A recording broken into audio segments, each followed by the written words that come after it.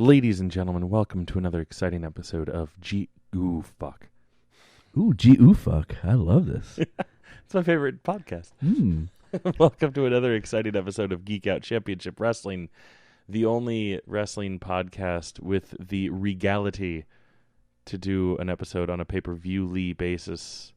I am your host with the most, the newly crowned Geek Out Championship Markout champion, Chris. I can like more than two wrestlers at once. Nolan. Across the ring from me, in his tatters of former glory. That's right. The former glory is already in tatters. Is my co-host with the most plenty. The co-most. Mr. Timmy C, how are you, sir? That's right. What's going on, dude? You know, chilling. We had a nice week off in between when the pay-per-view was and when we're reviewing. That's true. Sad to say, I've already forgotten a lot of the show. Well, but I think there were some moments that we remember that we can still talk about. That's true. And we can also fill in some time to talk about what we think is going to happen at SummerSlam. Maybe. There you go. Okay, so we'll talk about what happened in the past. Mm-hmm. We don't have to talk about the present because they're actually going back to the past tonight. Yeah, right. And we'll talk a little bit about the future. How about that? Then, now, and forever. Ooh. All right. So, I don't know if you noticed, but while we were watching the Extreme Rules, we missed a couple matches. Yeah. Right? Yeah. So, from our previous podcast, let's run through those real quick. Sure. We had Kevin Owens against Dolph Ziggler. Yeah. And if you got up to go to the fridge and back, you would have missed the match because it lasted a grand total of how many seconds? 17 seconds. That's right. Crazy, right? Mm-hmm. Kevin Owens, called it out. That's why it was such a big deal. Yeah. He kept saying it was 17 seconds. I like that he's now calling himself the People's Champion. I feel like somebody has already called himself the People's Champion before, but I guess it's kind of refreshing. It's almost like they're taking the best of Stone Cold Steve Austin. Yeah. They're taking The Rock, and I'm forgetting. There's one other, but they're kind of like combining all of these into what they want out of Kevin Owens. I think they're trying to make him a chick magnet. What? With all this stuff. Really? Yeah. I think they just chick magnet. You're so funny. Yeah. I really do think that they are trying so hard to put somebody over because honestly, I think this sucks. Mm-hmm. But I've been the proponent of push Seth Rollins. Yeah. You? Really? I know, right? And, I called the year of Rollins and everything. Unfortunately, the ratings have stunk. But I don't think it's Seth Rollins' fault. No. But I think he's going to get blamed for it. And so they need a Much like Baron Corbin. They need a new face. Exactly. But they need a new face. And I think Vince is desperate to get viewers back. Mm-hmm. I mean, come on. He's offering the network for a cheap price now. You can get like 3 months for $3.99 kind of really? deal. Yeah, so he's trying to build up subscribers again. Right. And I think he needs a face, just like what he had with CM Punk, just like what he had with Daniel Bryan. Mm-hmm. So he's hoping that KO can kind of take over. KO Punk. Well, something like that. Yeah. But anyway, so KO gets on the mic again, talks about how much he hates Shane McMahon and the fact that Shane McMahon has airtime. So ultimately, from a Smark and Mark perspective, we didn't miss too much there. Yeah. The other one we missed, I was surprised that we missed, and I'll take the blame. But I really don't think they did too much. And this is the problem that I have with WWE, one of the many. But there was no build up to this match. Yeah. There was a match between these two before Extreme Rules, but we had the Intercontinental Championship between Finn Balor and Shinsuke Nakamura. And, they had a great match on SmackDown the week before, and then they're going to throw a championship match on a pre-show between these two guys. Yeah, what is it? The 205 Live Championship? Come on, guys. Well, and what I don't understand, Chris, is that, how do we take these broken wings and learn to fly again? No, but close. But how are we supposed to consider the Intercontinental Championship something of importance when you're just now going to throw it on the pre-show as a last-minute, here you go? It doesn't make any sense.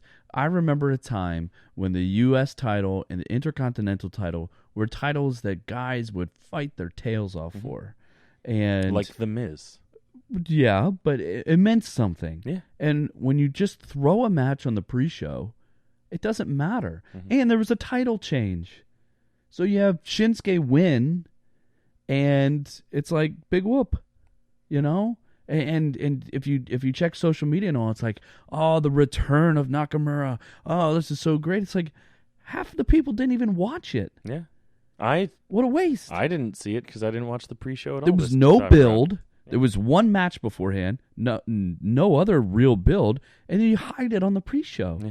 It doesn't make any sense. I just don't agree with it. So again, it sucks that we missed that one, but anyway. Moving on to ones that we did discuss. We have the Cruiserweight Championship between the hometown hero, Drew Gulak, and Tiny Knees. Or Tony Nese, as others like to call him. So I was impressed with the amount of bumps that Tony Nese took in this match. Yeah, to his tiny knees. There you go. There was a 450 splash that really still stands out even to today. That was pretty impressive by Gulak. And it was almost like Gulak missed it, but Nese sold it really well to the point that it looked like Nese was kind of hurt. But I was impressed. But we both picked Gulak. Yep. I thought it was a good match. The other note that I had about this was, can you believe, how old do you think 205 Live is now?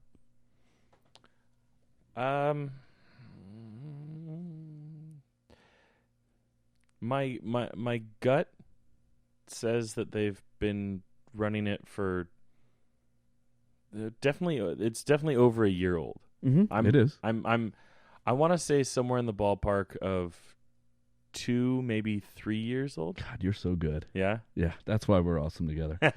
So they're almost 3 years old now. Whew. And that was another thing. I will say, because you asked that way, I was like, well, that means it's got to be longer than I think. So I stretched it a little bit. Can you tell me how many iconic matches or champions they've had over this 3-year period? Neville? Sure. And then he left. Yeah. Because he lost the championship to Enzo. Yeah. Yeah. And I can't remember if he ever was champion, but Austin Aries, he was for a brief moment. Yeah. But then he wasn't pushed and he didn't like it. Right. He wanted to have his own ideas. And that was when we really got the start of the championship matches being relegated to the pre-show. Right. And with that match they did at WrestleMania, where that match isn't even on the DVD version of the show. So what a waste. Yeah. Right? I mean, come on. I mean, it's just, I don't know. So that was something else that I thought was pretty interesting as I was reviewing. And it just is amazing to me that you have a show that's almost 3 years old, that there's really nothing that important to take away from it. So why have it? Which is a shame, because everything I hear from the people that actually do watch it, which is to say not me, is how great it is. It is, yes. Yeah. I mean, you still have great guys. You have Cedric Alexander. You have Drew Gulak, who's really good, in my opinion. Even Tony Nese, even though I make fun of his name, and so do you, so don't act like you don't. But, you have guys that are working hard. It's just, it's like they don't have the right platform. And they're just, I don't know. There's nothing really to kind of build around there. Yeah. And it's almost like they need a wow factor. And I always thought that if they could have added like a Tommy, which they did, but that was flat because they never pushed him, but added somebody like a Rick O'Shea that we talked about, he would have been a great face a great champion, somebody to kind of get behind. And right now it's kind of dead. But anyway, so the first match on the regular show was The Undertaker and Roman Reigns against Shane O'Mac and Drew McIntyre. Because you had to make sure that Taker was able to leave early so he could get to bed. Yeah. Because he's an old man who should not be doing such, physically intensive shit. Well, and we needed to make sure that we could get his entire intro in, which I feel like this match was predominantly intros. But Yeah, you needed fair. to make sure you had enough time to get his intro in, as well as everybody else's. So to no surprise, because we both picked it, The Undertaker and Roman Reigns won. Woo! Yes. I did. Your boy Elias did get involved. He did, yes, which again kind of bothers me because he's still Shane's jobber there, and it is what it is. But I do think that going forward, Undertaker's good in a limited role. I think having him in tag matches, I mean, I know that they're trying to set up McIntyre versus Undertaker at SummerSlam. McIntyre, as long as he can carry the match, I think that'll be fine, a lot better than Goldberg. But I think in the limited role, I thought he was fine. Yeah, I agree. The next match is the Raw Tag Team Champions. We had the Revival against the Usos. It was. I thought this was actually a really good match to really showcase both tag teams. I know I give the Usos a hard time, but you've been giving them a hard time since day one-ish. That's true. I'm consistent. Don't forget that. I don't waver and tend to change my mind on things.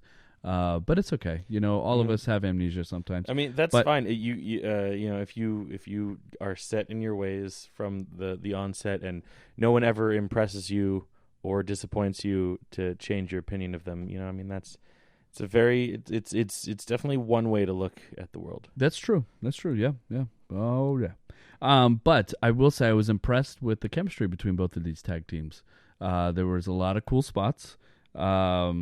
The Revival, I tell you, man, they're easy to get behind because they're both very talented. You could tell they both have been working for years. I just like the Usos too, but there's always something new with the Revival. I don't know if you've noticed that, but in my opinion, the Usos have their super kicks, they've got their other stuff. It's like the same over and over. I feel like with the Revival, they find different ways to win, which is kind of fun because it gives you something different. But I think that the match was pretty solid. Unfortunately, I don't think the crowd was really behind it, if I remember correctly. I think it was kind of flat from the crowd, which is kind of poopy because, Vince only cares about how the crowd reacts to it. Yeah. And really, I think the crowd should have been more into this match than the first match. The first match, that tag match, was poopy. This one, in my opinion, was a lot better than that match. Yeah, no, I agree.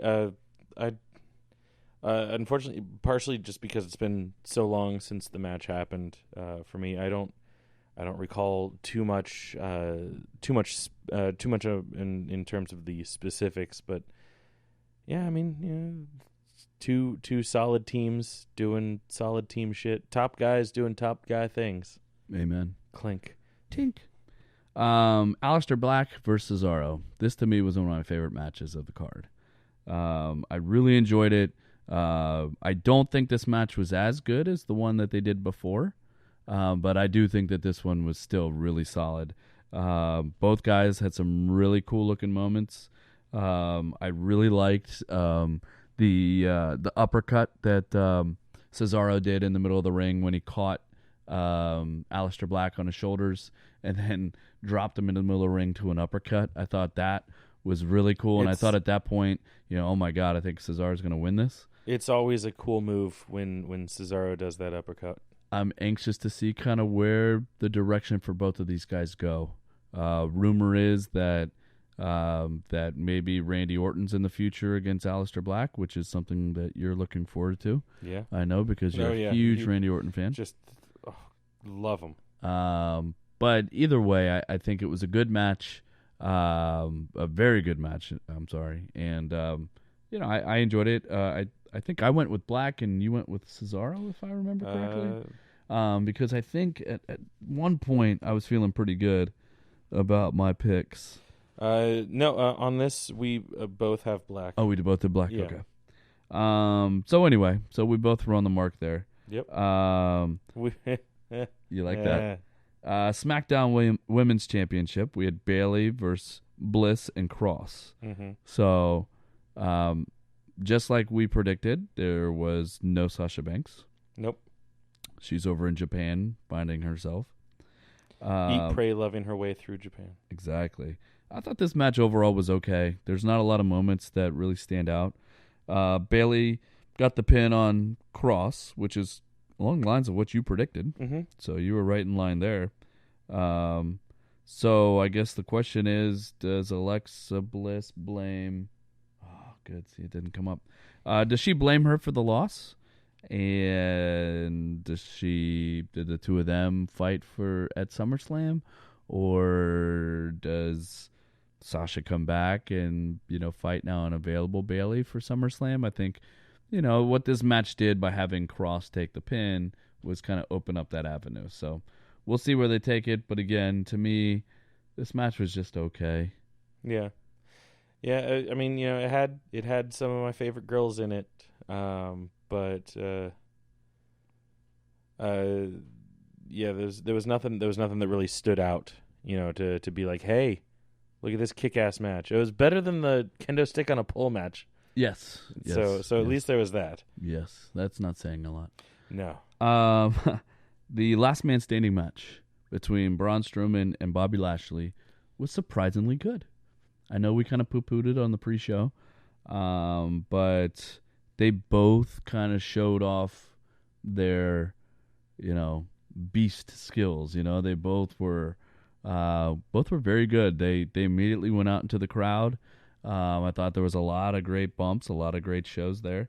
I think, in my opinion, that Braun Strowman has shown enough to get to that top card. Yeah. I really think they need to figure out a way, and he just signed a long-term deal too. But they need to figure out a way to get him back, back to the top of the card, and take the Lesnar role away. I would rather him be champion than someone like Brock Lesnar. At some point, you're gonna have to pass the baton.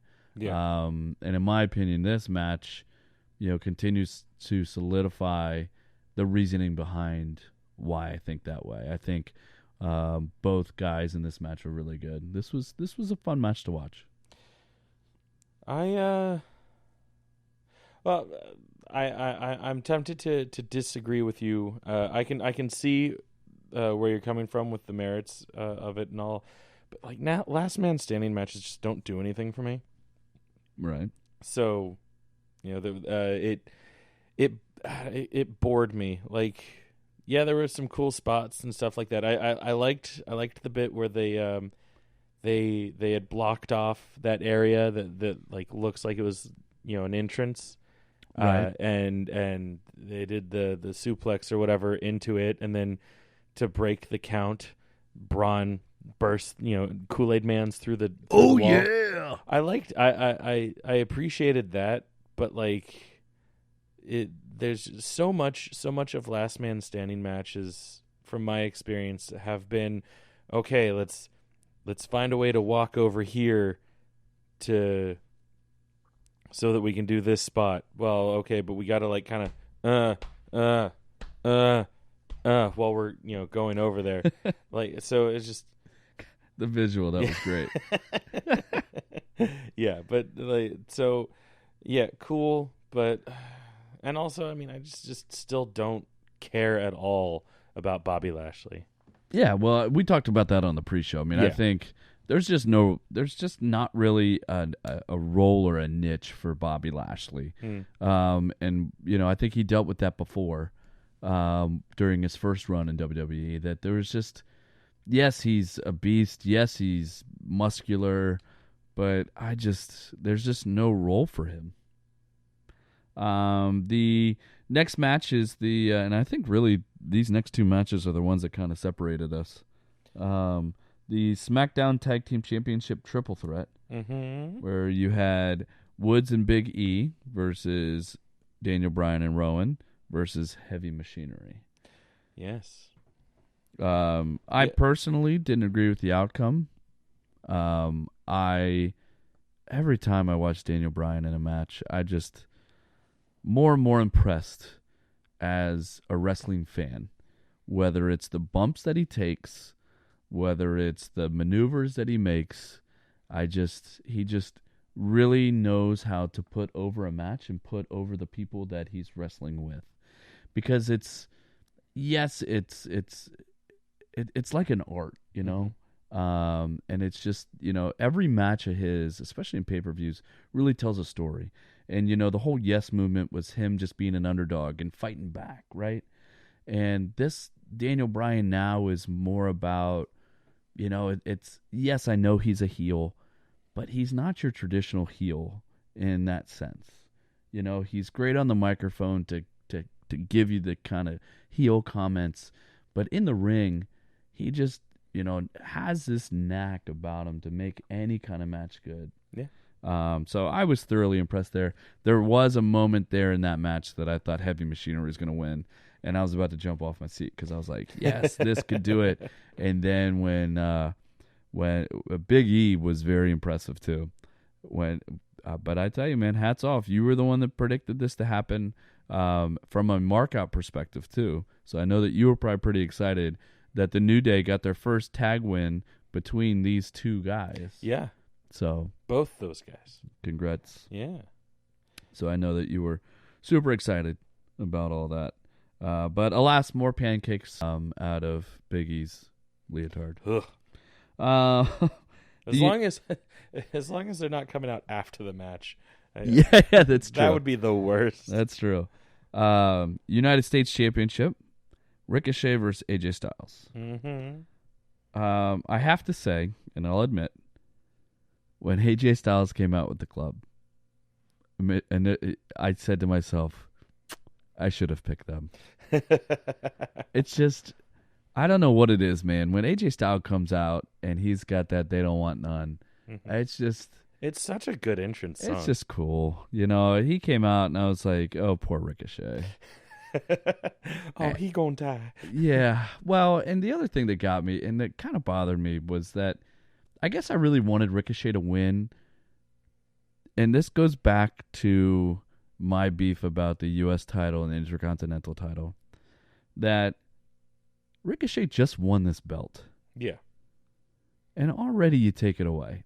It's like we don't care about this belt. They could have easily dragged this on to SummerSlam. If he would have lost at SummerSlam to AJ Styles, that's fine. But to me, this was set up perfectly for a disqualification of some sort, right? Yeah. That the club gets involved, there's a DQ, they beat Ricochet down. Ricochet, who knows if he can continue wrestling anymore, comes back, the SmackDown or Raw before SummerSlam, and he says, I accept a challenge, and then they go to SummerSlam to fight it. I feel like, and maybe that's because it's predictable, but I feel like that would have been a better usage of the U.S. title belt. But nevertheless, it was a very good match. I think that having the belt on AJ Styles, hopefully for a long period of time, can reestablish the U.S. belt. And, that's just, what you could hope for, right? Yeah. But I thought it was a fun match. It was a good match. Yeah. It's always good to see the club. Yes. Well, and it's good to have them all back. And, yeah. Now with, the rumor of Finn Balor taking some leave to deal with some injuries and stuff. So I think Balor, based off of, and this is, happened after the fact, but, Bray Wyatt returned. And Sister Abigail, Finn Balor. So the rumor is that after SummerSlam, Finn Balor's going to take some time off, recover. I do think it would be cool, and the rumor has it that maybe Finn Balor comes back as part of the club, one way or another. I like that idea. Because and then he can even roll in Shinsuke after a while. Well, because Finn Balor was the original club member. So he was one that created the Bullet Club over in New Japan. I believe you mean the Balor Club. Well, it's the Balor Club now, but it was the Bullet Club. No, I don't know this Japanese promotion you're talking about. You're right. Like you mean when WWE goes to Japan to do shows? I'm just going all elite on you. I'm sorry. Which is funny because out of the two of us, like I'm the one that's like getting really into like independent wrestling. Yeah. Which is not to say New Japan wrestling is independent. It's definitely like a major league wrestling. But the other day I was thinking about this. I was like, oh man, I'm co-hosting this podcast where we talk about WWE, and like other than pay-per-views, like I can't remember the last WWE I watched, but I've been watching a lot of indie wrestling, like been going to shows. Well, lucky for you, yeah. AEW is going to be on TNT soon. Yeah, I know. I'm excited for that. So that'll be cool, and maybe WWE picks up their game when they go to Fox this fall as well. So hopefully, you never know. I mean, one would hope. That's me right there hoping, but we'll see. WWE Championship. We had Kofi Kingston against Samoa Joe. Yes. Samoa Joe really dominated this match, as he is wont to do. This is another one that I was a little bit surprised. I mean, I was surprised that Kofi won clean. I would have expected or hoped kind of a different result for Samoa Joe. But I don't know. I don't know the direction WWE is taking Samoa Joe. But I don't think Samoa Joe knows the direction that WWE is taking Samoa Joe. And that's very possible. But you could tell by the crowd's reaction to Kofi, I think they're starting to fade a little bit on the Kofi love. Yeah. So we'll see. SummerSlam, we'll see who his opponent is. But I think SummerSlam the title is ripe for the taking off of him. 100% agree. Yeah. And then last but not least, we had the winner take all Extreme Rules mixed tag team match between Seth Rollins and Becky Lynch versus Baron Corbin and Lacey Evans. This match was exactly what we thought it was going to be. Yeah. I will say that I liked the use of the chairs and kendo sticks. Yeah. And even a table. It seemed pretty extreme of them to use extreme objects for Extreme Rules matches. It seemed like that was few and far between. We talked about that on the pre-show. The Baron Corbin hitting the end of days on Becky Lynch was pretty cool. Yeah. Really set Seth Rollins off, but I thought that was a cool moment. And ultimately, Seth and Becky retain their titles. And as somebody in this room, okay, it was me, called it, Brock Lesnar cashed in and took the title from Seth Rollins. So, well, I mean that was spoiled at the beginning of the show because Paul Heyman came out and said, "Hey, this is going to happen." Right, but we did our podcast before the show. Did we? Yes. Did we? We did. We did.